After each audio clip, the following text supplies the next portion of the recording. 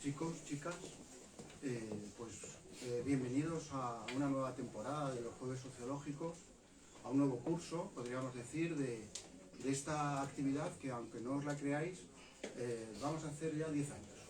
Los primeros Jueves Sociológicos empezaron los primeros Jueves Sociológicos los iniciamos en el año 2015, con lo cual, pues a modo de broma, vamos a cumplir 10 años en la próxima primavera y, por supuesto, esperamos celebrarlo y festejarlo pues como se merece la aventura, ¿no?, en la que nos hemos embarcado y de la que tanto disfrutamos.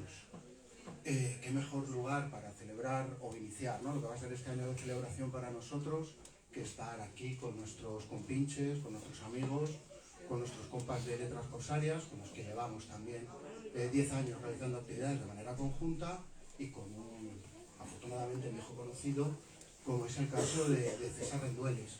He estado buscando en los archivos, etcétera, etcétera, y me he dado cuenta que éramos bastante más jóvenes en el año 2015, cuando viniste por primera vez, o aceptaste la invitación por primera vez, y presentamos aquí Capitalidad Canalla. Repetimos, un año, quizá 2 años después, en Zamora con el Bruto, en un sitio estupendo que desafortunadamente desapareció, como es la Puerta de la Cabeza, y luego en plena pandemia presentamos Contra la Igualdad de Oportunidades, un texto también magnífico. Como creo que la mayoría sabéis, pues César es filósofo, es profe o ha sido profe de Sociología en la Complutense y ahora es investigador en el CSIC, ¿no?, podríamos decir. Y hoy pues nos congrega este texto, como utopía, comunes, poscapitalismo y transición ecosocial, que encarecidamente os recomiendo que lo leáis, que os acercáis a él, y quienes no lo hayan hecho, espero que la charla les ayude, ¿no?, a animarse a la lectura. Un texto que yo definiría, creo que sin exageración o sin hipérbole, de sociología en estado puro, como los estados, aunque no, sé que no eres sociólogo, no sé, ¿no?, pero es que siempre tienes una facilidad para escribir y para transmitir que bueno, es una envidia en realidad, ¿no?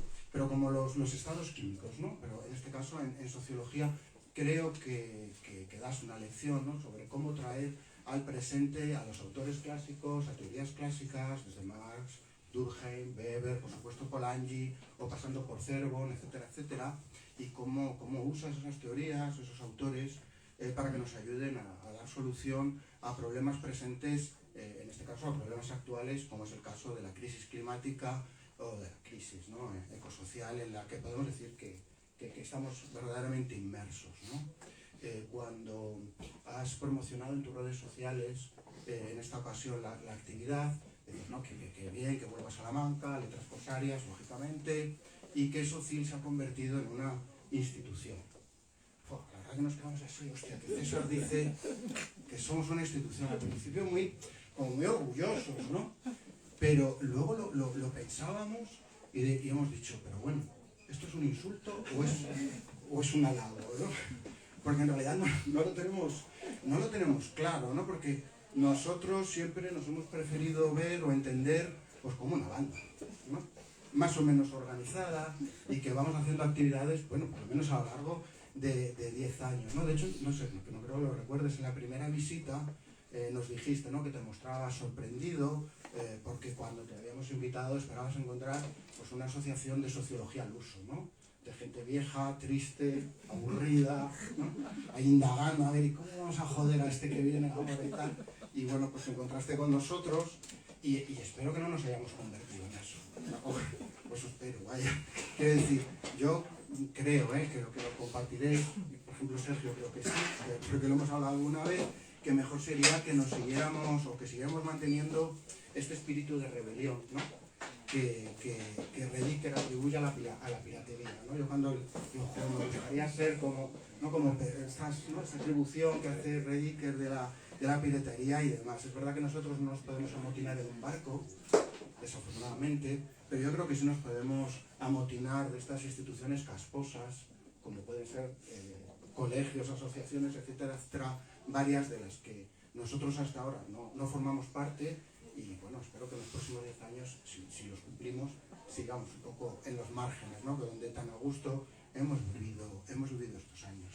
Y así os parece, pues nada, César y yo comentábamos el otro día cómo abordar la charla, la presentación del libro, y decíamos que quizá mejor empezar en modo diálogo, charlando César y yo, pero desde un primer momento pues invitaros a todas, ¿no? Para que podáis levantar la mano, ¿no? Y que iros sumando, interpelando, ¿no? Preguntando y sumar voces al diálogo, porque así va a ser, desde luego, mucho más interesante o más enriquecedor. Entonces entramos en el texto y lo primero, creo, ¿no? que necesita, no sé si todo el mundo, pero yo creo que por si acaso es mejor empezar así, sobre todo para quienes no hayan leído todavía el libro, con una aclaración conceptual, ¿no? De esto de qué son los comunes, qué tipos de comunes puede haber, y luego ya entramos a debatir sobre los comunes y, por ejemplo, sus posibilidades o no de regulación del mercado. Bueno, lo primero de todo, muchísimas gracias a todas y a todos por venir hoy. Sobre todo, muchísimas gracias a los amigos de Letras Corsarias. O sea, es un lujo estar de nuevo en una de las mejores librerías de España y no, de verdad que no exagero. Y sobre todo, gracias a las amigas y amigos de Socil, que es un privilegio. Que me volváis a invitar a estos jueves sociológicos, ya una década que viejos, y me da tu presentación, Ángel, la excusa para hacer una cosa súper académica, que es distinguir entre instituciones y organizaciones, que lo hago en el libro, efectivamente. Sois una institución, igual que la piratería es una institución, lo cual no necesariamente significa que seáis una organización mohosa, ¿no? Sois una institución porque tenéis normas de fraternidad, normas, efectivamente también, ¿por qué no decirlo?, de excelencia intelectual y científica. Ya les gustaría a muchas organizaciones colectivas como universidades y colegios profesionales, ¿no?, tener esos estándares de excelencia científica, y por eso sois una institución, efectivamente, mal que os pese, pero como organización podéis seguir siendo una banda. No os preocupéis, podéis seguir siendo, no sé si bucaneros, corsarios o piratas. ¿Qué son los comunes? Bueno, los comunes, de nuevo, son instituciones, precisamente, ¿no? Son conjuntos de normas, conjuntos de reglas, que han existido en prácticamente todas las sociedades precapitalistas que conocemos, en mayor o menor medida, y son instituciones colaborativas, son instituciones que sirven para organizar la cooperación en torno normalmente a aspectos relacionados con la supervivencia material de comunidades de todo el mundo a lo largo de miles y miles de años. Los encontramos en Mongolia, en España, en Italia, en Perú, en México, en Filipinas, ¿verdad? Son muy característicos de sociedades, ya digo, campesinas, tradicionales, pero bueno, los ecos de esos sistemas de cooperación comunal viven a día de hoy, ¿no? Y quedan rastros de ellos. Bueno, en Castilla quedan muchísimos, ¿no? En Soria hay un montón de comunales, en toda la cornisa cantábrica hay un montón de sistemas comunales de gestión de pastos, de bosques. Seguramente el caso más famoso en la península ibérica es la Huerta Valenciana, donde existe un sistema comunal de gestión del agua conocidísimo, que han venido a investigar pues, sociólogas y sociólogos de todo el mundo, ¿no? Pero si rascamos un poco, en nuestros pueblos, los pueblos de nuestros abuelos, casi seguro que encontraremos sistemas comunales de cooperación, algunos eso que tienen que ver con la provisión de leña, de pastos, de cuidado de bosques, el cuidado del ganado a veces. Otras veces es la provisión de servicios, como por ejemplo la limpieza de caminos, que también es muy habitual, ¿no? Y pues esos sistemas comunales tienen algunas características compartidas, como sistemas de supervisión, ¿no?, para que nadie se escaquee, que es lo típico que todo el mundo intentamos. Sistemas también de recompensa, etc. Que lo interesante de esto, que luego supongo que profundizaremos en ello, es que un poco la imagen, hace mucho que se sabe, ¿no? Hay estudios clásicos sobre esto, normalmente los primeros elaborados por los críticos de los comunales que querían que desaparecieran, pero después por personas que apreciaban la importancia de los comunales, como en nuestro país Joaquín Costa, por ejemplo, pero normalmente se tendían a interpretar como una especie de no solo residuo del pasado, sino residuo del pasado propio de sociedades poco conflictivas, ¿no? Donde la gente vivía en armonía y comunidad, en un entorno de abundancia, ¿no? Pues como los bosques eran frondosos, el agua abundante y el tiempo benigno, pues la gente podía permitirse cooperar, ¿no?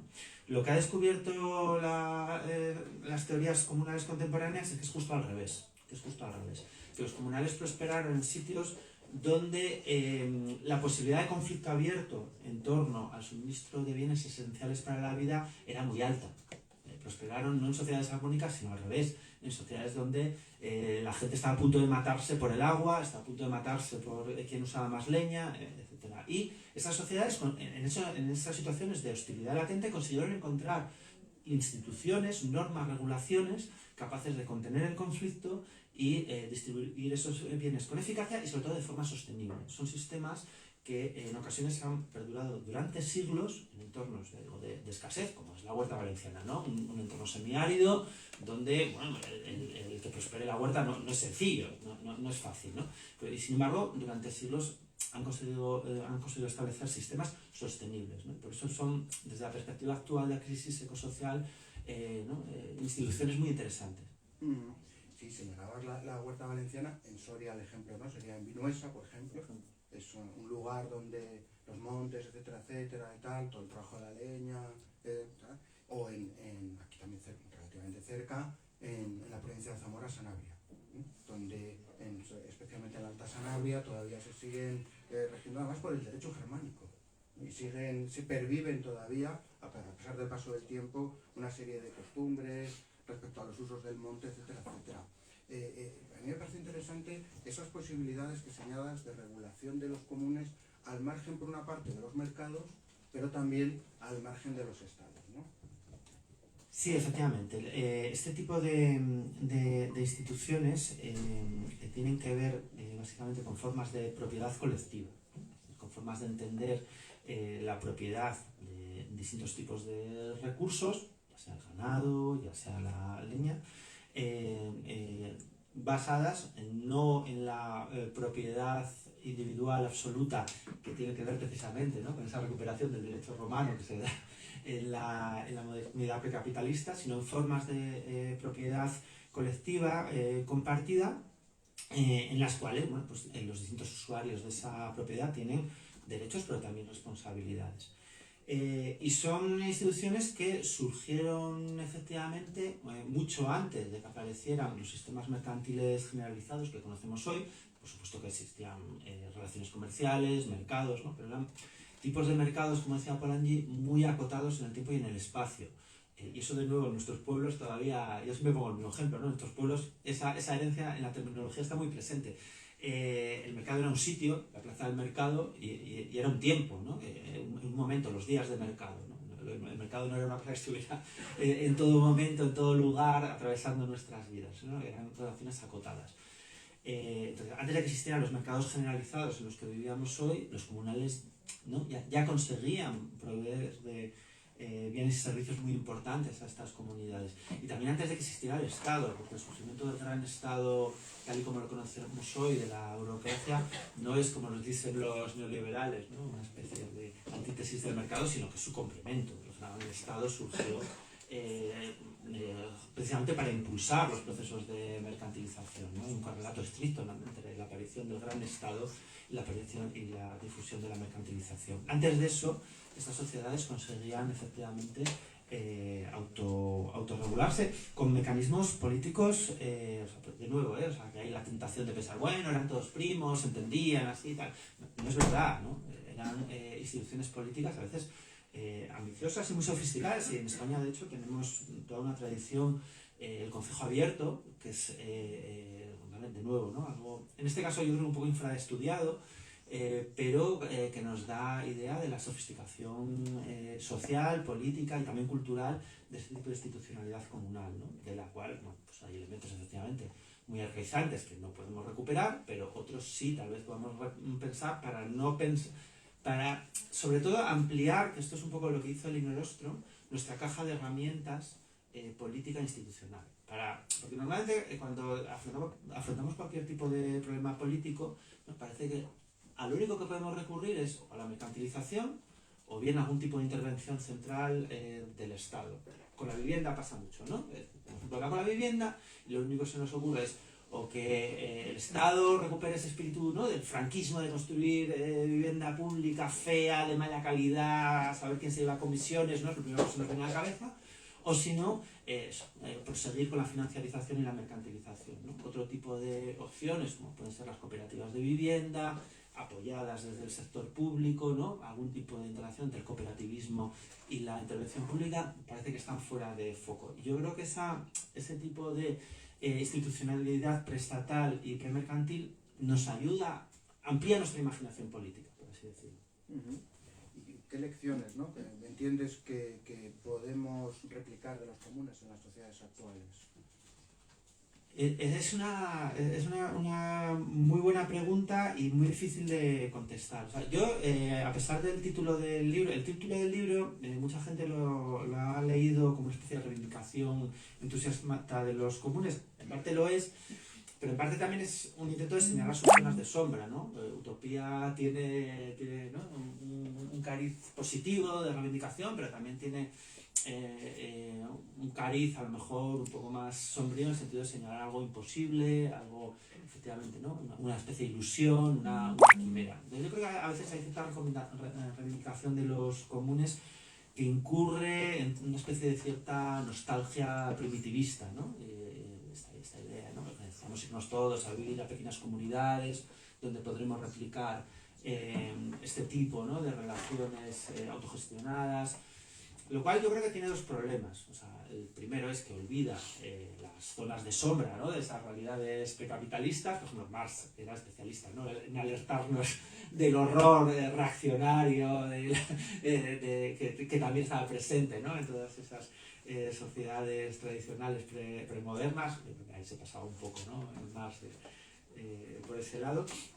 Entonces yo creo que esa especie de nostalgia yo creo que incurre en eso. Y en segundo lugar, hay un segundo problema que tiene que ver con los costes de transición. Yo siempre hago la misma pregunta. Bueno, esto de irnos todos a vivir a ecoaldeas, ¿con cuántos millones de muertos, ¿no?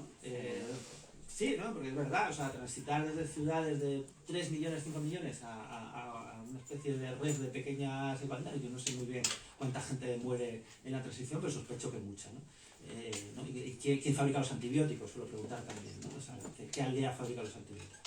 Entonces yo creo que hay que intentar evitar esa tentación, ¿no?, nostálgica comunitaria y en cambio aprender de qué tipo de experiencias, ¿no?, institucionales se han replicado que permitan entender qué formas de comunalización, por ejemplo del mercado o del Estado, se han producido ya y podemos amplificar, hacer más sofisticadas, hacer más complejas. Y pongo un ejemplo siempre que son las cooperativas. Las cooperativas que son un tipo de institucionalidad muy poderosa en la que participan millones y millones de personas, que por cierto en nuestro país tiene una importancia económica muy grande en algunas zonas como el País Vasco, son justamente una experiencia de comunalización del mercado. Las cooperativas normalmente funcionan en el mercado, pero intentan de alguna forma, ¿no?, introducir igualdad, democracia, autogestión en entornos competitivos. Y lo mismo pasa con el Estado. Lo que hacen la comunalización es de alguna forma democratizar la intervención autoritaria de la burocracia y del Estado, introducir autogestión, introducir capacidad de decisión de los usuarios finales y de nuevo tenemos muchísimas experiencias por ahí. Para que esto no quede tan abstracto, voy a poner un ejemplo concreto, ¿no?, de cómo este tipo de interacciones entre comunalización e intervención pública, en este caso, podrían funcionar, ¿no? Hablaba antes de las cooperativas de vivienda. Las cooperativas de vivienda son experiencias muy exitosas en muchos países. Es gente que se asocia para construir viviendas o reformar viviendas, normalmente en un régimen de propiedad especial que corta la posibilidad de especulación, ¿no? Tú tienes derecho a usar esa vivienda, pero si quieres transmitirla, si quieres venderla, solo puedes hacer en unas condiciones determinadas que establece la cooperativa, o sea, no puedes especular con ella. Claro, ¿qué problema tienen normalmente las cooperativas de vivienda? Que exigen una inversión inicial muy grande, que no está al alcance de muchísima gente, ¿no? Y al final, claro, esa inversión inicial se parece bastante al pago inicial de una hipoteca, ¿no? O sea, que parece que no cambia tanto la cosa. Pero ¿por qué no va a poder el Estado, ¿no?, desde el sector público, apoyar a esas cooperativas de vivienda para democratizar el acceso dando pues créditos blandos o sencillamente financiando directamente esa inversión inicial para democratizar el acceso a ese tipo de experiencias. Yo creo que ese tipo de retroalimentación, ese tipo de continuidades entre lo común y lo público son una forma de recuperar ese bagaje tradicional sin caer pues, en una especie de nostalgia que, bueno, a quien le sirva bien, a mí. Yo no soy muy de esa cosa. Me sorprendía, a ver si me sé explicar bien, ¿no? Voy a empezar hablando de mi experiencia en este caso. Tengo cierta alergia, intuyo que a alguno más aquí en letras le pasa, a las teorías de la elección racional. Tengo también cierta alergia, no decir otra, sobre los teóricos de la elección racional y sobre, de alguna manera, ¿no?, toda la corriente ideológica, etcétera, etcétera. Entonces, no me sorprende, ¿no?, que el acercamiento teórico a los comunes desde las teorías de la elección racional, o yo por lo menos ya lo vi así desde que estudié precisamente esta asignatura en una optativa, pues cuando tercero o cuarto, yo no recuerdo mal, al acabar el título de sociología. También me ha sorprendido que tú recurras, por tu trayectoria académica, intelectual, no por otro motivo, a los comunes, a los teóricos de la elección racional. Ya has indicado, has citado antes a Ostrom, y abres un debate, yo creo que realmente interesante, entre Harding por una parte y Ostrom por otra. Creo que de alguna forma es el armazón, ¿no?, teórico del libro. Me gustaría que nos explicaras cómo has llegado a utilizar a estos teóricos de la elección racional. Bueno, yo cuento un poco también la intrahistoria de este libro, ¿no? Este libro es la primera vez que hago un libro de este tipo, que es bueno, muy de divulgación, es un libro muy expositivo, no hay chistes malos como de los otros libros de historias raras, es como muy expositivo, os he intentado. En el bruto tampoco había chistes. Sí, es verdad. Bueno, alguna había. Malo. Igual no se entendió que era un chiste. Sí, eso puede ser. Porque un poco yo llevo oyendo hablar de los comunes muchísimo tiempo, ¿no? Más de 20 años. Yo empecé a oír hablar de los comunes en el cambio de siglo, a finales de los años 90, a principios de los 2000, cuando yo estaba participando en movimientos de conocimiento libre relacionados pues, con el copyleft y todo este tipo de historias que suenan a arqueología digital. Pero entonces, bueno, pues tenía bastante vigor, ¿no? Y entonces ahí se hablaba mucho de los comunes. De hecho, yo creo que mucha gente, la primera vez que oyó hablar de los comunes fue con las licencias Creative Commons. Y después, ¿no?, en distintos contextos, pues, por ejemplo, después de la crisis de 2008, después del 15M, se volvió a hablar muchísimo de los comunes. De hecho, gobernó Barcelona, ¿no?, una agrupación que se llamaba así, los comunes. Y más recientemente, con las movilizaciones ecologistas justo antes de la pandemia, que tuvieron bastante recorrido, yo creo que de nuevo volvemos a hablar mucho de procesos de comunalización, sobre todo en América Latina, con un conjunto de leyes que apelaban, por ejemplo, a los derechos de la naturaleza y a los derechos de las comunidades originarias, ¿no? Y en todo ese proceso tan largo de más de 20 años, a mí me costaba mucho orientarme. Yo veía que se usaba la palabra comunes, de una manera, no sé si epidérmica o concupiscente, ¿no? O sea, que se querían decir muchas cosas a la vez. Y yo me puse un poco a estudiar y me costó muchísimo orientarme, mucho, porque no encontraba un texto. La bibliografía sobre los comunes es infinita, o sea, hay muchísimo. En la área económica, en el campo del derecho, en el campo de la antropología, de la politología, hay muchísima. Pero he encontrado un texto accesible que hiciera una especie de recorrido por las distintas teorías que se habían ocupado de los comunes de una forma más o menos ecuánime, pero también, bueno, pues sí, comprensible, ¿no? Y eso, con lo que a mí me había costado y lo que había sufrido, pues intenté hacer justamente eso, ¿no? Un texto que le permitiera a la gente acceder a ese campo de estudio de una forma un poco ordenada. Y entonces intenté también recoger aquellas teorías que me resultaban a lo mejor un poco más antipáticas, pero al mismo tiempo interesantes y que sobre todo habían tenido un peso histórico importante en esa presencia contemporánea que tenemos hoy de los comunes en nuestro discurso político, en nuestro bagaje teórico, ¿verdad? Y en ese sentido el debate entre Harding y Ostrom es esencial. Creo que es imposible, ¿no?, dedicarte a los comunes y no pasar por eso. Harding realmente no era ni sociólogo ni politólogo, era un ecólogo que publicó un artículo muy famoso en 1968 que se llama La tragedia de los comunes, donde prácticamente no habla de los comunes.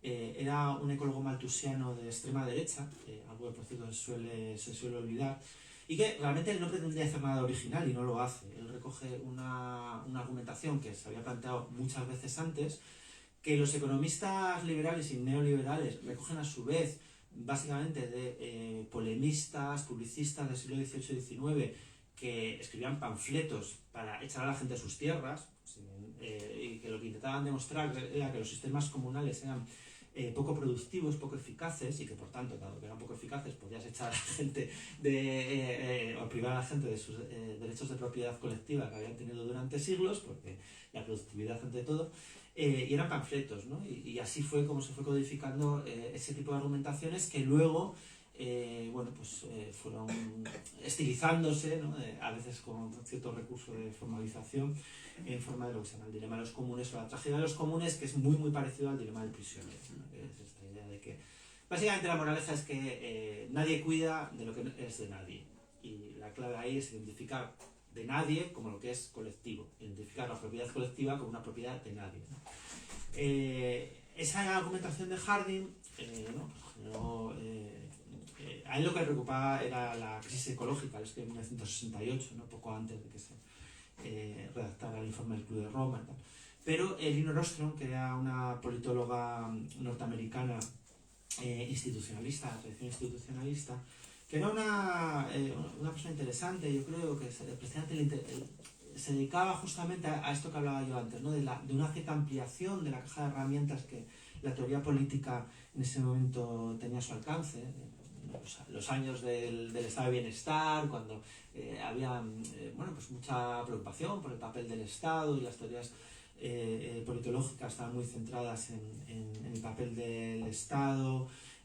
A cambio había un cierto auge también de las teorías neoliberales ya en los años 70, y Elinor Ostrom intentaba como ampliar esa caja de herramientas teórica y conceptual para las políticas públicas. Era una experta en políticas públicas, y a principios de los años 80 empezó a estudiar, así de una forma como muy empírica, muy historiográfica, distintos sistemas comunales de todo el mundo, ¿no? Y después de analizar cientos y cientos de experiencias, escribió un libro, El gobierno de los comunes, donde analizaba o conseguía sintetizar una serie, ¿no?, de características compartidas de estos sistemas comunales. Y lo que le decía Harding un poco era que lo que hacía era invertir la carga de la prueba, ¿no? Lo que le decía Harding es, bueno, eres tú el que tienes que demostrar que los comunes son imposibles, porque yo lo que veo aquí es que a lo largo de cientos, tal vez miles de años, los comunes son tan posibles que lo que nos cuesta es encontrar sociedades donde los sistemas comunales hayan fracasado por causas internas, por causas endógenas, ¿no? Siempre se ponía el ejemplo de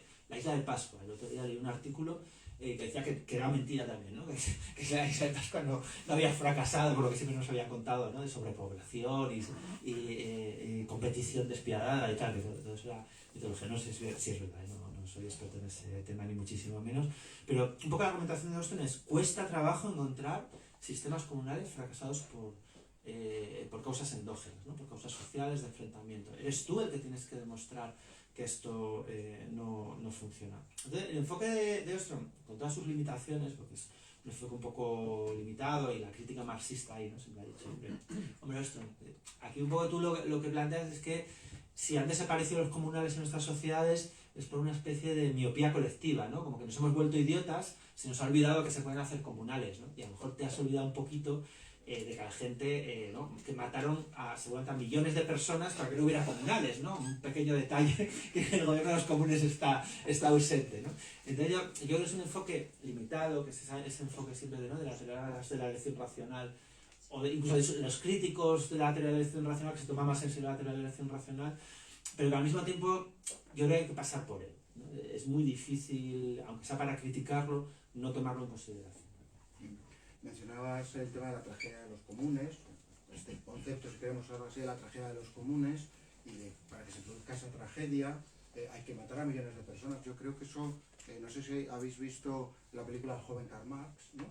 En la intro yo creo que se ve perfectamente, ¿no?, en qué consiste esta tragedia de los comunes y cómo lo que sería una especie de paramilitares, o no lo tengo muy claro, ¿no?, de lo que hoy llamaríamos paramilitares, claro, o de policía de la época, ¿no?, entra a matar, a asesinar a una serie de campesinos que lo que hacen es ir a sus propios bosques a recolectar y demás. Sí, es una imagen súper interesante, os lo recomiendo que veáis, aunque solo sea ese minuto, pues lo pongo yo siempre en clase, ¿no?, porque forma parte de los primeros escritos de Marx, de los primeros escritos periodísticos de Marx, cuando se empieza a interesar no por cuestiones súper abstractas de filosofía, sino por cuestiones más de sociología, de economía, de política, donde describe exactamente ese proceso, ¿no?, como los campesinos de una zona de Alemania que habían tenido derecho durante siglos y siglos a recoger la madera caída en el suelo, la leña caída en el suelo,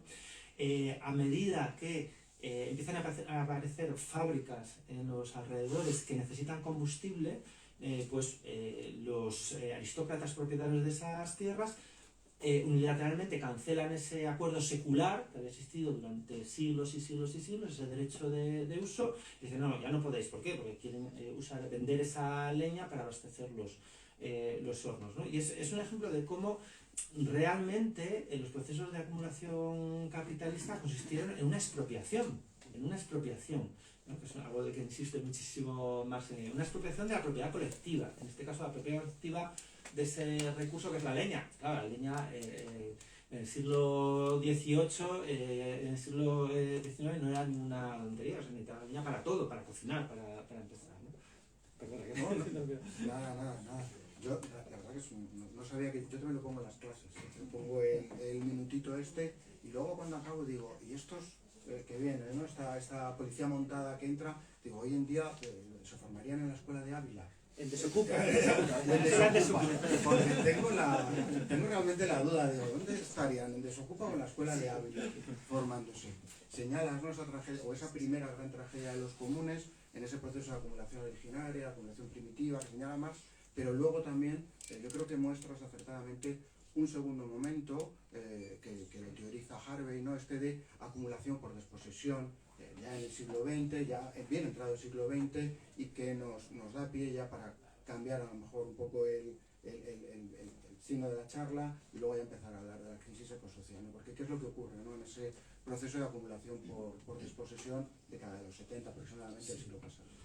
Sí, un poco es interesante porque este análisis de la destrucción de los comunales, que hoy tiene un peso enorme en la teoría marxista, realmente durante muchísimo tiempo ocupó una posición marginal, ¿no?, dentro del marxismo. Se veía, bueno, pues eso, como sobre todo en el Capital, ¿no?, cuando se analizan los procesos de acumulación originaria, esto que estudia Marx y que sale en esa película.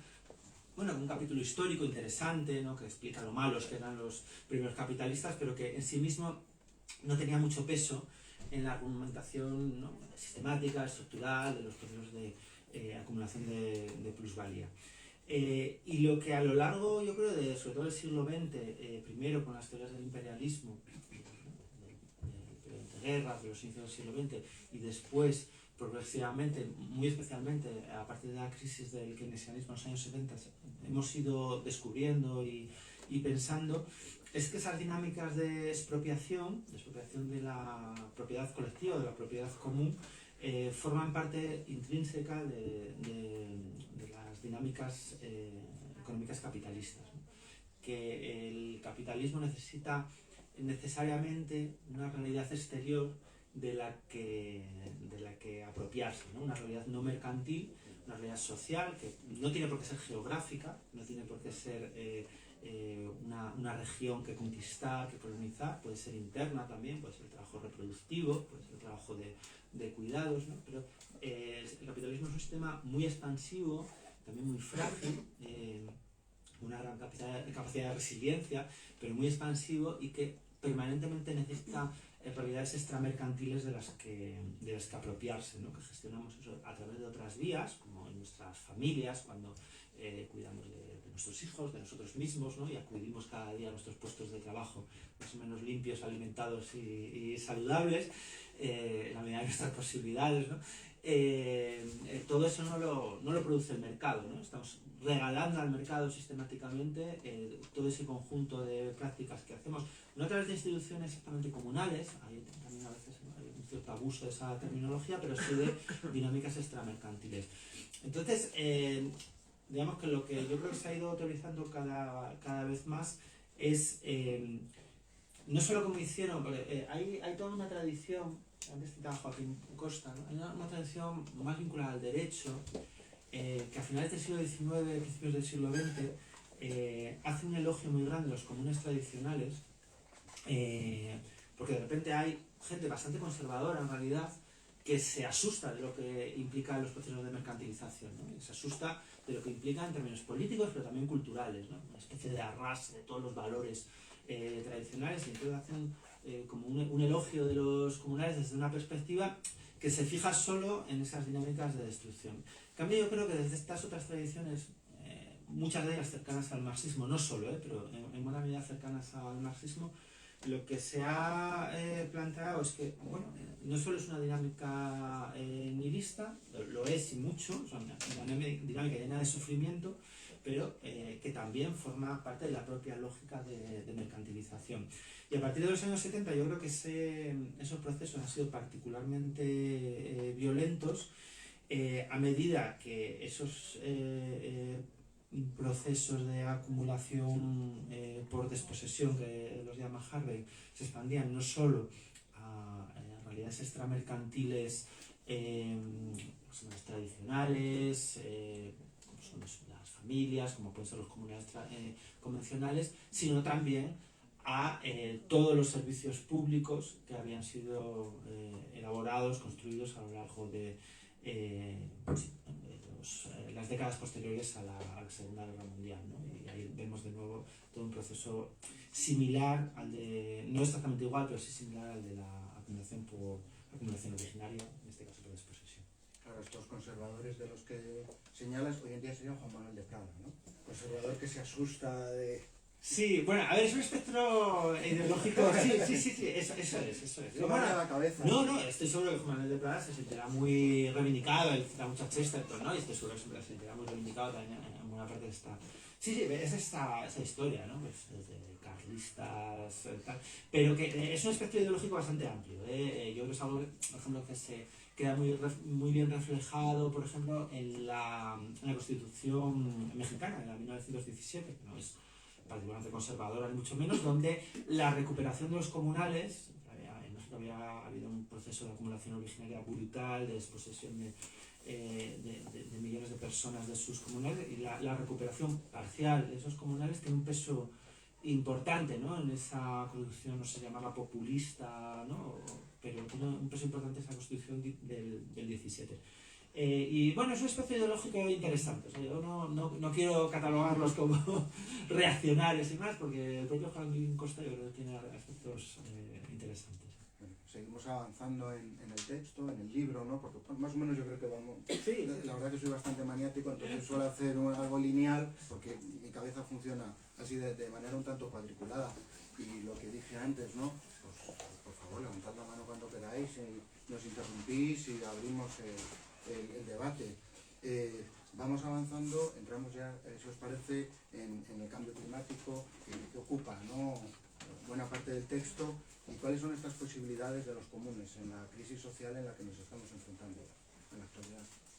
Sí, a mí me interesaba hablar de la crisis ecosocial, del cambio climático, bueno, porque yo creo que es la gran emergencia de nuestro tiempo, ¿no? Es el gran desafío, la gran prueba, ¿no? Como dice siempre Jorge Kretschmann, de nuestra generación, de nuestro siglo.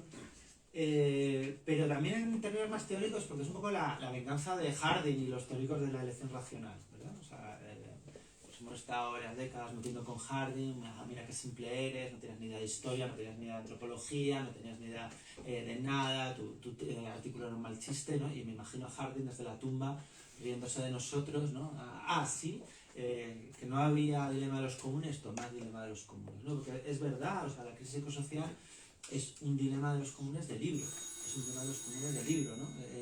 Y que se da además a escala tanto individual como colectiva. O sea, si pensáis cualquier no sé, desafío relacionado con la crisis ecológica que se os ocurra a nivel individual, os vais a encontrar con algo muy parecido al dilema de los comunes. Pensad, por ejemplo, en usar bicicleta o el transporte público en vez del coche, ¿no? Pues claro, diréis, a ver, si todo el mundo usa el transporte público y bicicleta, ¿no? Pues entonces mi contribución al cambio climático va a ser infinitesimal. Yo no voy a provocar el cambio climático. ¿Para qué voy a sacrificarme, no? Voy en coche. Si nadie usa el transporte público ni la bicicleta, dirá, joder, a ver, no voy a ser el único pardillo, si total no voy a arreglar nada porque yo solo vaya en bicicleta en transporte público. Usaré el coche, así que usamos el coche. Este tipo de razonamiento pasa a escala individual mucho y pasa a escala colectiva mucho, a escala de los estados también, ¿no? O sea, claro, los estados dicen, a ver, si es que yo un pequeño país, tal, no voy a atajar este problema, ¿para qué voy a sacrificar a mi país, perder las elecciones si no lo voy a arreglar, ¿no? Entonces, como la venganza de Harding, porque es un dilema de los comunes de libro. Y de hecho, esto yo creo que es una de las razones que explican por qué cuando hacemos encuestas, vosotros mucho mejor que yo, ¿no? Pero cuando hacemos encuestas sobre el conocimiento del cambio climático, la preocupación sobre el cambio climático, realmente el negacionismo en España, aunque está creciendo, y en Europa es bastante residual. Hay muy poca gente que niegue tajantemente la realidad del cambio climático. Bueno, hay matices, ¿no? Pero hay muy poca gente. Sin embargo, cuando le preguntas a la gente qué estás dispuesto a hacer, nada. Absolutamente nada. Estoy aterrado por el cambio climático, vamos a morir todos, ¿qué puedes hacer? Nada. Desde esa especie de disonancia brutal entre lo que te ves capaz de hacer o lo que quieres hacer y lo que crees que va a pasar, en buena parte es un dilema de los comunes, ¿no? Claro, por eso la tentación, yo creo, que tiene parte del ecologismo político y que es una tentación respetable, ¿eh? O sea, yo la respeto, creo que es un camino que merece la pena recorrer. Yo no estoy muy de acuerdo con él, pero creo que alguien tiene que recorrerlo. Es reivindicar los comunes, ¿no? Es decir, a ver, si la humanidad a lo largo del tiempo se ha enfrentado a este tipo de dilemas y lo ha resuelto, ¿no? Con estrategias de comunalización, bueno, pues repliquemos esas estrategias, ¿no? a distintos niveles. Y eso a veces está generando, bueno, pues innovaciones, por ejemplo, legislativas súper interesantes. En la fallida Constitución chilena, la que no se aprobó, se introdució una categoría constitucional súper importante, que era la de bienes comunes naturales, que consistía en decir, bueno, los recursos hídricos de Chile son bienes comunes naturales, que por tanto están por encima de la soberanía del Estado. El Estado tiene la obligación de cuidarlos, los recursos hídricos, el agua de dulce de Chile, pero no puede explotarla, no puede venderla, no tiene la soberanía sobre esos recursos, ¿no? O sea que se está generando innovaciones muy importantes. A otros niveles, pues existe efectivamente una cierta desconfianza respecto a la intervención del Estado, que yo creo que es muy saludable, porque efectivamente la crisis ecológica responsable los responsables de la crisis ecológica son las grandes empresas, el mercado, pero también el Estado, ¿no? El Estado ha contribuido muchísimo a la destrucción, así que yo creo que esa desconfianza es saludable, ¿no? Esta apuesta por la comunalización, por la soberanía, por la autogestión local, eso que se dice, odio esa expresión, el territorio, la detesto, pero bueno, para entendernos, ¿no? Pero yo creo que tiene también algunas limitaciones muy grandes que tienen que ver con por qué precisamente en este ámbito se dan el dilema de los comunes a esta escala, ¿no? Pero antes de entrar en eso, tiene que ver con yo creo, la limitación de los procesos de comunalización para abordar la crisis ecosocial afronta un problema que tiene que ver, como dice Emilio Santiago Muñoz, con el cronómetro, ¿no? Los procesos comunales son efectivamente muy resilientes, muy duraderos, muy sostenibles, pero como cualquier proceso deliberativo que entraña comunicación sostenida son lentos. Yo siempre pongo el mismo ejemplo, lo he contado 1000 veces, a lo mejor ya me lo he desperdido, así que os pido disculpas, pero creo que ayuda un poco a fijar esta idea, ¿no? Cuando se aprobaron las leyes antitabaco en España, en mi centro de trabajo, donde la gente fumaba como carreteros, yo volvía todos los días a casa apestando a cenicero, se dejó de fumar de un día para otro. En los bares se dejó de fumar de un día para otro. En las discotecas se dejó de fumar de un día para otro. Hubo algunos espacios donde, sin embargo, se siguió fumando años. Los centros sociales ocupados. ¿Sí? Entonces, yo no sé si es mejor o peor, ¿no?, que se deje de fumar a través de procesos deliberativos, ¿no?, lentos, consensuados, o a través de la policía municipal que te ponga una multa, ¿no? No lo sé, de verdad, no lo sé. Pero lo que estoy seguro es que la policía municipal es muchísimo más rápido, ¿no?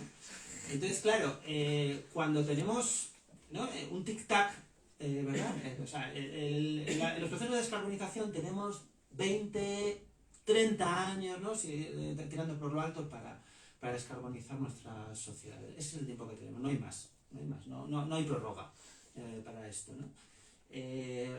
¿Pueden abordar esos procesos de descarbonización las estrategias comunalizadoras? No lo sé. Yo diría que tal vez no nos podemos permitir el riesgo de que sea demasiado lento, ¿no? Y en ese sentido, yo creo que para algunos procesos de cambio, de transición ecosocial, necesitamos instrumentos burocráticos estatales, incluso de los más antipáticos. Necesitamos represión, ¿no? Necesitamos, sí, un policía que le diga al tipo que quiere entrar con 4x4 en la ciudad, no puedes entrar, ¿no? Te voy a poner una multa, te voy a quemar el maldito coche, ¿no? O sea, eso es represión. O sea, que vamos a esperar efectivamente a que la deliberación cambie las preferencias endógenas del dueño del 4x4. O sea, yo sospecho que no nos lo podemos permitir, ¿no? Lo veo lo mismo con los sub, ya puestos a quemar cacharros. Pero, claro, planteas la situación de una manera, y el tema es, y ante estas situaciones que planteas, o bien de esta gente que nos vamos al fin del mundo, que hacemos nada, o esta segunda, ¿no?, esta última que estaba señalando de represión, ¿cuáles son los principales desafíos a los que se están enfrentando los movimientos ecosocialistas? Sí, a ver, estaba haciendo efectivamente una caricatura, porque yo creo que a veces Emilio, al que cito siempre mucho, Emilio Santiago Muriño, siempre comenta una cosa, que es que efectivamente el movimiento ecologista, muy especialmente en España, no solo, pero muy especialmente en España, tiene una fuerte herencia anarquista, lo cual es muy saludable, ¿no? Y explica, por ejemplo, su fortaleza. O sea, cuando no había prácticamente nada, cuando todo se derrumbó en los años 90, de lo poco que quedó organizado políticamente en este país fue el movimiento ecologista, porque tiene un nervio de autoorganización, autogestión enorme, que tiene que ver precisamente con esa herencia política anarquista. O sea, que yo creo que es un legado a preservar, ¿no? Porque, como decía a veces Manuel Sacristán, tal vez el anarquismo es demasiado importante como para dejárselo a los anarquistas. Y yo creo que algo parecido pasa con el ecologismo, ¿no? El ecologismo a lo mejor es demasiado importante como para dejárselo solo a los ecologistas. O sea, yo creo que ese legado anarquista a veces hace que miremos con mucha desconfianza ese tipo de intervenciones que vemos como más autoritarias, porque lo son, pero a veces son necesarias o inevitables. Eso no significa que debamos renunciar a otro tipo de herramientas, no renunciar, sino que son completamente indispensables. Quiero decir que una cosa es que tengamos ciertas tareas urgentísimas que debamos llevar a cabo, ¿no?, con los recursos que tengamos a la mano, que tengamos que jugar esa partida con las cartas que tengamos, aunque sean las contrarias a las que nos gustaría tener, y otra cosa es que nos tengamos que conformar con eso. Yo creo que son dos cosas completamente diferentes, ¿no? Entonces, si no queremos que ese proceso de descarbonización dé lugar, que es un poco lo que pretenden las élites, ¿no?, una especie de electrocapitalismo, ¿no?, una especie de capitalismo sin procesos ¿no?, sin emisiones de gases de efecto invernadero, donde todo lo demás queda igual, hay un poco menos de pérdida de biodiversidad, un poco más de reciclaje, pero todo lo demás queda igual. Si no queremos que pase eso, que es una posibilidad muy real, efectivamente tenemos que poner en práctica otro tipo de procesos. Y yo creo que ahí sí, esas dinámicas de autogestión, esas dinámicas de autodeterminación, esas dinámicas también de desconfianza de la autoridad burocrática del Estado juegan un papel muy, muy importante. Los comunales no eran solo instrumentos proto-burocráticos de gestión de los recursos, eran también formas de vida, si quieres decirlo así, ¿no? Eran todo un entramado cultural, todo un entramado simbólico, todo un entramado de vínculos sociales que efectivamente articulaban sociedades sostenibles, razonablemente igualitarias, con una mayor participación democrática, ¿no? Yo creo que ahí sí que esas estrategias comunales tienen un papel muy importante que jugar para conseguir que la transición ecosocial sea una transición a un mundo mejor realmente, ¿no? Un mundo más digno. Por eso precisamente no me acaba de convencer mucho, yo creo que tenemos que imaginar otro término, no me acaba de convencer lo de decrecimiento, ¿no? Porque siempre que dices decrecimiento hay alguien, seguro que aquí hay alguien, ¿no?, que aúlla de ira, ¿no? Porque de crecer yo, ¿no? O sea, si no llego a fin de mes, ¿no? Si no me tengo que pagar la calefacción en invierno, yo de crecer, ¿no? Y yo creo que tenemos que encontrar otra palabra que sea capaz de transmitir esa idea de que la transición ecosocial puede ser también un momento de crecimiento en muchas cosas, en muchísimas cosas, ¿no?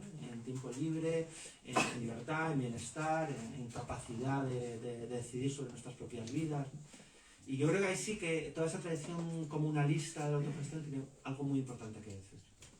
Señalabas de crecimiento, el otro término que produce también grandes aullidos, rechazos y que creo que le das más de una vuelta en el texto es el de colapso. Quizá ni de crecimiento ni colapso acaben de ser los términos que podamos aceptar, no sé cómo lo ves, César. Sí, bueno, yo efectivamente, ¿no? También yo creo que se nos está empezando a pasar, ¿no?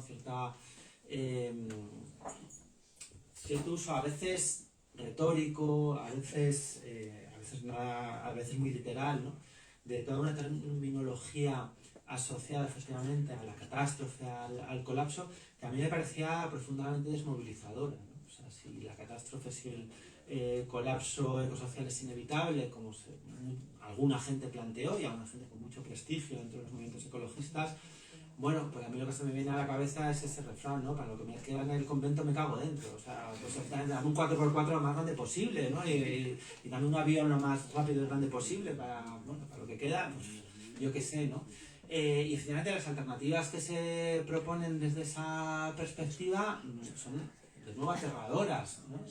Pequeñas comunidades que se van como arcas de Noé, comunales, etcétera, etcétera. Yo siempre pienso lo mismo, ¿no? De nuevo, ¿cuántos millones de muertos hay entre nuestras sociedades colapsantes y esas pequeñas arcas de Noé, ¿no? Y qué armas van a usar esas arcas de Noé para defenderse de las mafias y los señores de la guerra, ¿no?, que van a estar tratando de saquearlas, ¿no? O sea, es una especie de escenario Mad Max que ha tenido en algún momento un extraño prestigio teórico y político, porque, entre otras cosas, porque el pesimismo siempre es como más prestigioso, ¿no? Sobre todo en ámbitos académicos. Ser pesimista siempre es una cosa mucho más prestigiosa que la esperanza y el optimismo. Es un cenizo así, oscuro, tristón, ¿no? Es una cosa que pareces una persona seria, ¿no? Si eres una persona esperanzada, eres una persona frívola, no muy lista seguramente. Y sobre todo, uno de los principales problemas a los que nos enfrentamos en el campo, yo creo, del ecologismo político es lo que comentaba antes, la movilización. Está regurgitando datos catastróficos, sabemos que no moviliza a la gente, al revés, paraliza, ¿no? Lo que necesitamos es generar afectos, sentimientos que faciliten esa movilización, y eso muchas veces tiene que ver, y de nuevo aquí yo creo que la comunalización, la participación, la autogestión, y algo muy importante que hacer, tiene que ver con decirle o con proponerle a la gente alternativas que considere factibles para iniciar esa transición ecosocial, que no sean heroicas, que no sea eso, ¿no? Irte a una pequeña aldea a vivir ¿no?, con un pequeño molino de viento y leña, cultivando tu propia huerta, que no sean heroicas, con todo mi respeto para la gente que hace eso, pero hay gente que no tenemos la grandeza moral para salir de esos caminos, pero que tampoco sean insignificantes, ¿no? Como, ay, voy a tirar mi latita de Coca-Cola en la bolsa amarilla, ¿no? Sino que impliquen un cierto compromiso que veamos efectivo, que sea un compromiso común, compartido, ¿no? Una cierta institucionalización de toda esa dinámica. Y yo creo que ahí efectivamente toda esa retórica del colapso desempeña un papel políticamente muy contraproducente. Al margen de que yo creo que son teorías empíricamente muy endebles, que su base empírica es muy endeble, pero en fin, al margen de eso es que políticamente me parece muy contraproducente.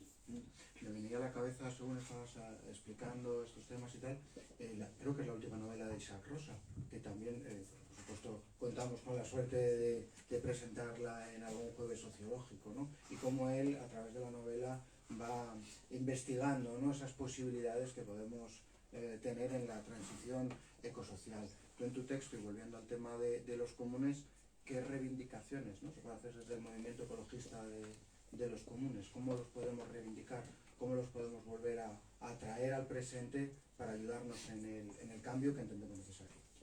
O para jugar con unas cartas algo mejores, ¿no? Sí, yo creo que la clave fundamental es eso que los compañeros y las compañeras de Chile entendieron bien, ¿no? Que es una comprensión de cómo el momento de crisis en el que estamos viviendo surge de básicamente una alianza del Estado con los grandes intereses capitalistas, ¿no? Que ha habido un cierto momento de emancipación de la clase política de los intereses populares y de complicidad abierta con los intereses de la clase capitalista. Es un proceso que seguramente siempre ha estado ahí latente, pero que se ha exacerbado desde los años 70, ¿no? Y entonces me parece que algo muy importante que aportan los comunes son herramientas para combatir esa alianza monstruosa, sin perder esa eficacia que proporcionan las políticas públicas. Yo creo que en el momento en el que estamos no podemos renunciar a las políticas públicas, no podemos renunciar ni siquiera a la capacidad de intervención de la burocracia, en el sentido weberiano, pero creo que también tenemos que ser muy conscientes de que el Estado no ha jugado ni mucho menos un papel neutro, sino un papel muy activo en la destrucción ecológica. Yo creo que esa aspiración a comunalizar, democratizar lo público, porque muchas veces cuando pensamos en el Estado es una cosa muy difícil de definir, ¿no? Cualquiera que se haya dedicado a eso lo sabe, es muy difícil definir qué es el Estado, muy difícil, ¿no? Todas las definiciones que hay son súper vagas en el fondo, ¿no? Son muy de ir señalando cosas, ¿no? Definiciones sintéxicas, ¿no? De ir señalando esto por acumulación, que son definiciones siempre muy insatisfactorias, ¿no? Y cuando pensamos, eso yo creo que tiene mucho que ver tienen siempre esas definiciones un sesgo valorativo. O sea, cuando queremos criticar el Estado, llamamos Estado al ejército, los manicomios y la policía, ¿no? Y cuando queremos hablar bien Estado, llamamos Estado a las guarderías, a las escuelas infantiles y a los hospitales, ¿no? Entonces, Estado son muchas cosas a la vez, ¿no? Y algunos de esos aspectos, seguramente hay algunos elementos del Estado que son irreformables, ¿no? Están completamente contaminados por el autoritarismo, pero otros seguramente no. Y yo creo que reivindicar esos solapamientos entre la lógica comunal deliberativa y lo público, allí donde sea posible, es una reivindicación muy importante para el ecologismo político, ¿no? Y yo creo que, por ejemplo, en el campo de la transición energética en nuestro país, ¿no? Es algo que está generando muchísimas tensiones, muchísimas polémicas. Llegamos tarde, ¿no? Pero reivindicar, por ejemplo, la creación de empresas públicas energéticas con dinámicas de participación y autogestión amplias, yo creo que es seguramente la solución a las alturas a las que estamos, seguramente ya utópica, ¿no? Porque llegamos seguramente 3 décadas tarde, pero hubiese sido la solución a muchas de las tensiones que estamos viviendo hoy, porque ni la pura autogestión es una solución, porque nadie quiere un molino junto a su pueblo, claro, nadie quiere un aerogenerador, pero no lo quieres tú y piensas que los de allá del pueblo ahí sí que lo van a querer, no, tampoco lo quieren, ¿no? Siempre me hace gracia porque cuando surgen estas polémicas sobre aerogeneradores dicen, no, que los pongan en Madrid, que es verdad, en Madrid hay que poner muchísimos más, ¿no?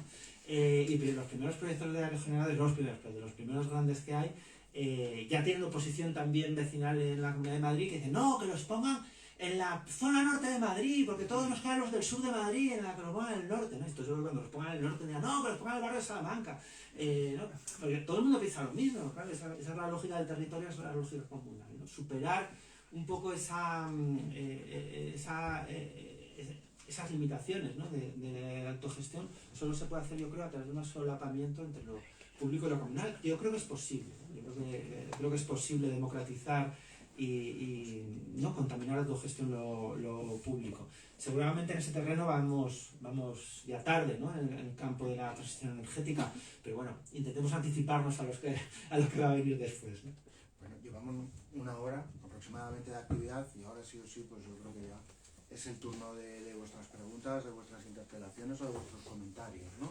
Y podemos continuar aproximadamente como mucho media hora más, que los compañeros de letras corsarias tienen también que cerrar y que descansar, así que es vuestro momento. Bueno, César, muchas gracias por venir siempre que te llamamos. Está muy bien. Claro, yo uno de los temas que veo con los comunes es la incapacidad que tenemos a día de hoy muchas personas de ver esas posibilidades. Bueno, anda por ahí Alberto Santamaría, que siempre dice, ¿no?, que el capitalismo está pringado y adherido de tal manera a nosotros que nos cuesta mucho encontrar horizontes, ¿no?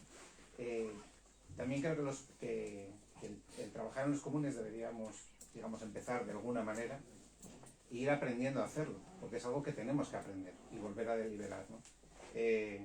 Yo creo que pueden ser una buena escuela también para generar capacidad política entre nuevas generaciones, entre gente joven que digamos ha quedado un poco ajeno, no solo los jóvenes, ¿no? pero digamos como un poco la esperanza, ¿no?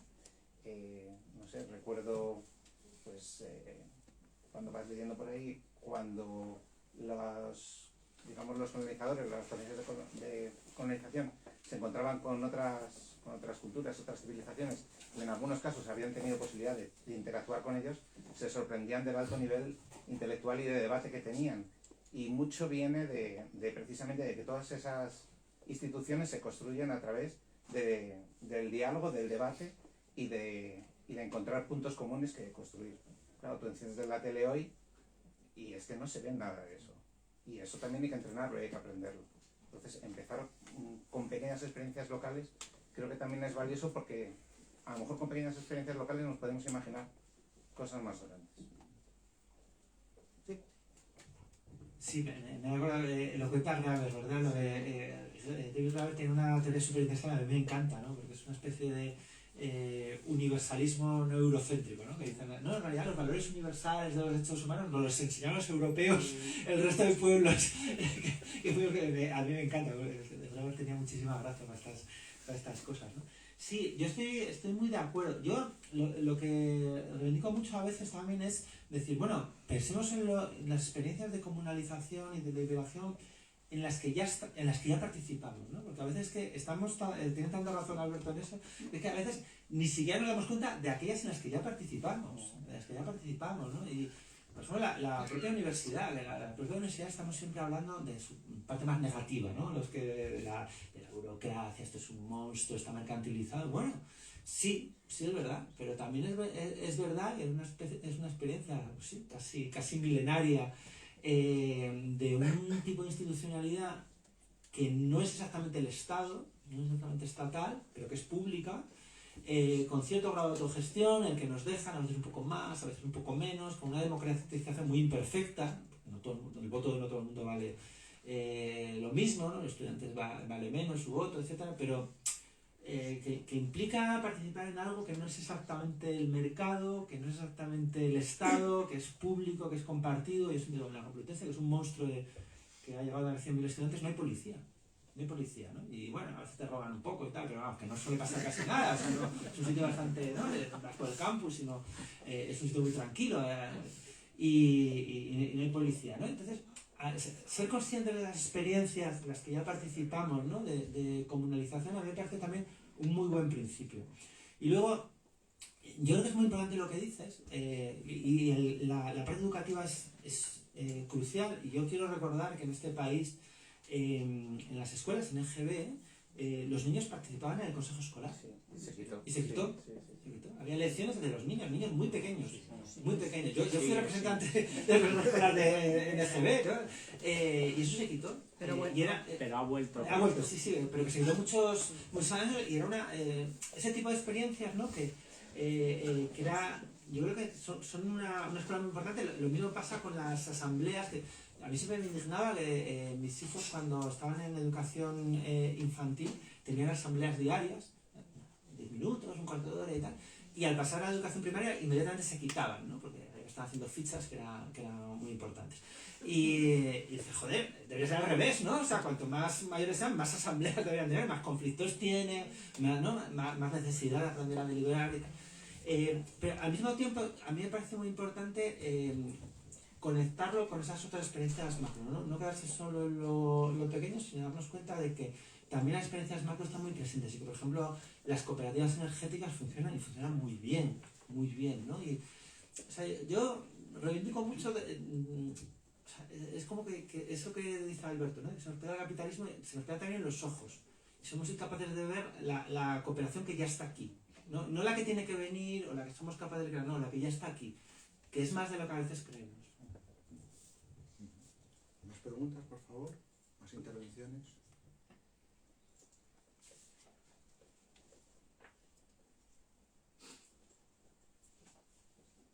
No sé, desde el curso se intimida a César. No lo veo una persona intimidante, la verdad. ¿Qué queréis que os diga? ¿Eh? No es lo que se anima, tío. Claro, por supuesto.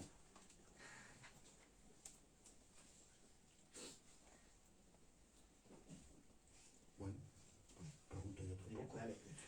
Jo, pues voy a hacer de cenizo, porque os veía a Israel y a ti tan optimistas, ¿no?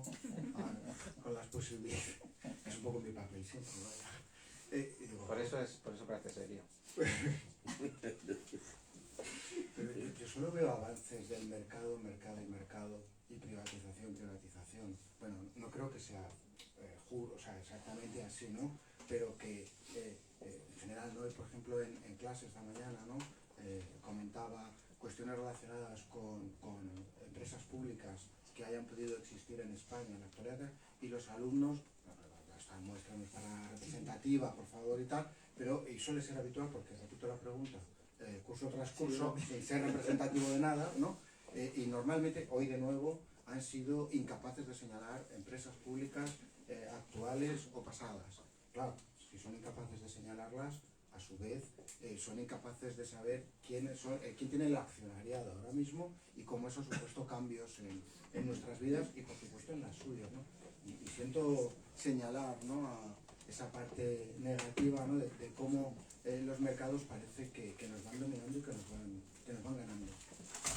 Sí, es verdad. Yo hago esa misma pregunta. Debo ser muy pesado, porque yo todos los años, ya no doy clase en primero, pero siempre la hacía, ¿no? De cuántas empresas públicas pasadas conocéis, ¿no? O presentes. Y bueno, la gente suele conocer Correos y poco más, ¿no? ¿no?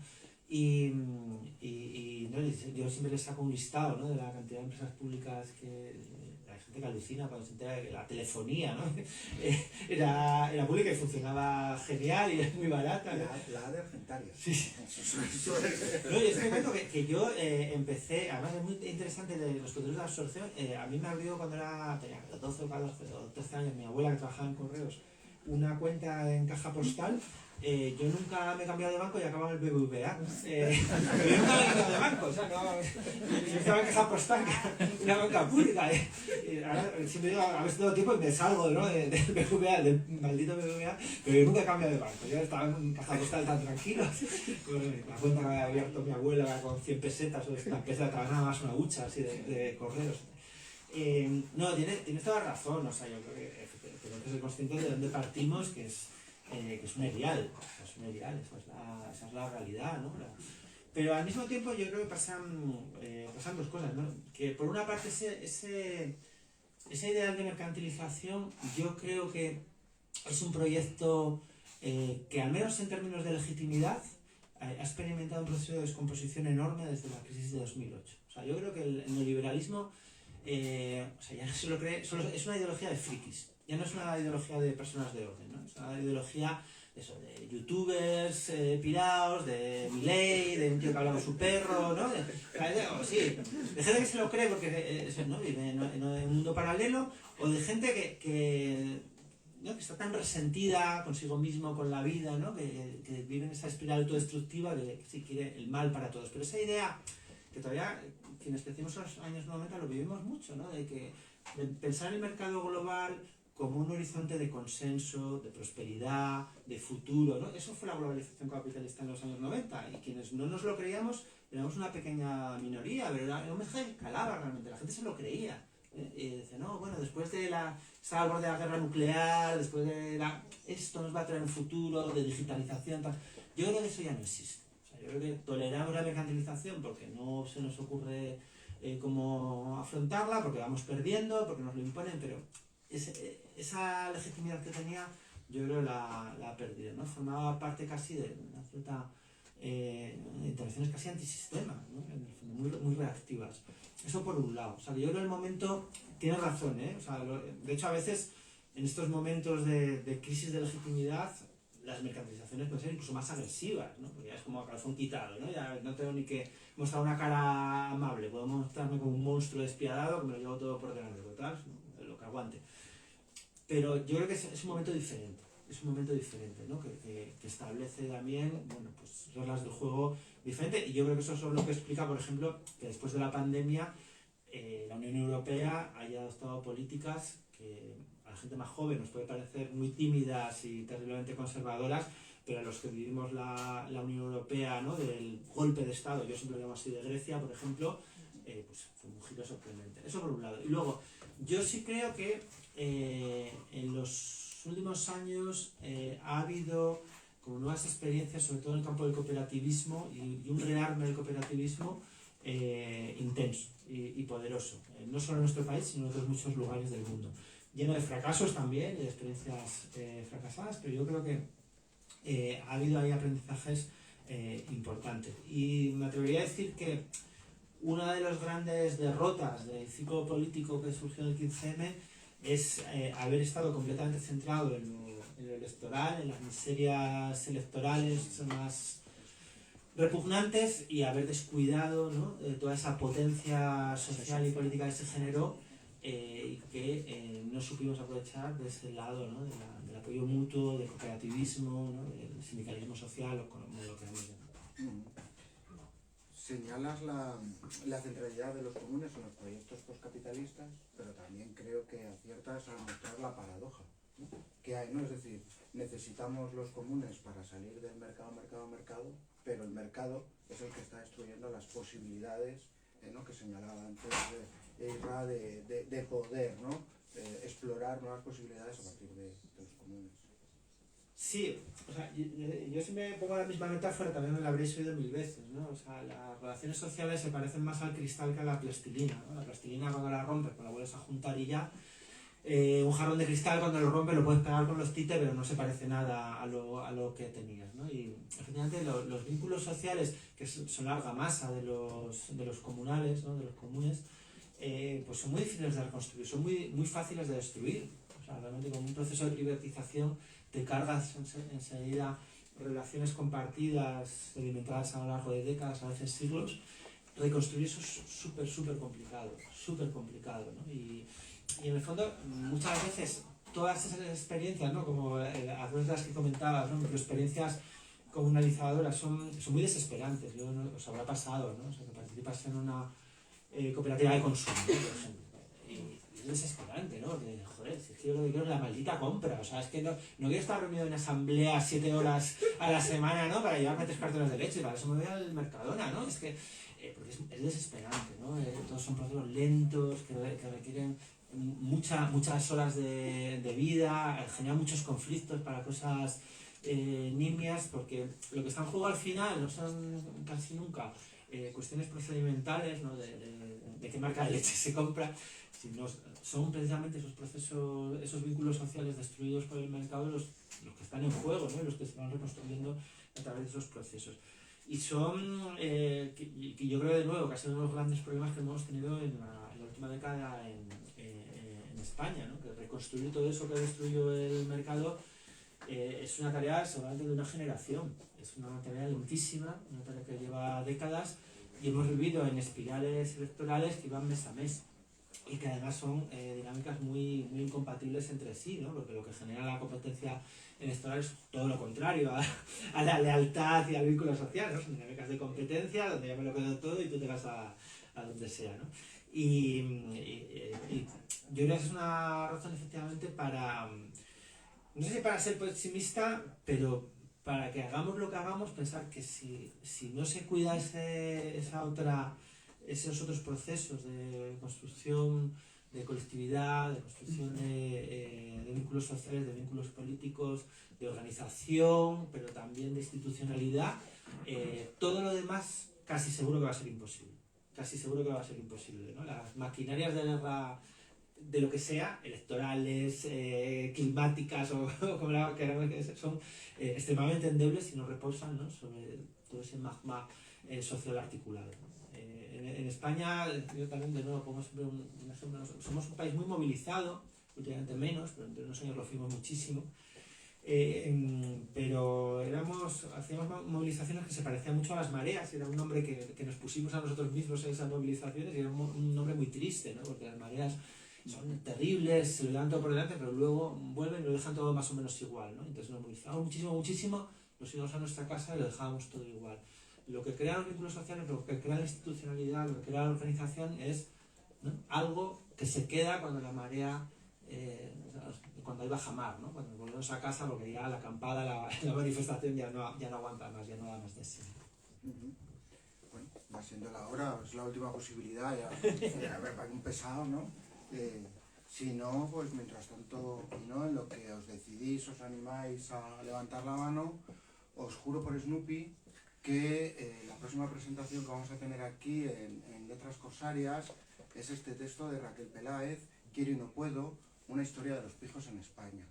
Lo recomiendo absolutamente. Yo la verdad que no he leído todavía. Buenísimo. Sí, será el 8 de octubre, de nuevo aquí con nuestros compinches de letras. Yo creo que nos vamos a... Espero que todas y todos traigáis vuestro Louis V para echarnos unas risas, ¿no? Y tal. Como ya sabéis y suele ser habitual, pues ahora vamos a nuestra sede, los que nos queréis acompañar, y por supuesto estáis invitados, claro, y tomamos una cerveza y merendamos algo y tal, ¿no? Y fomentamos estos vínculos comunes que nosotros estos 10 años sí que los hemos intentado. Hasta en sociología se puede.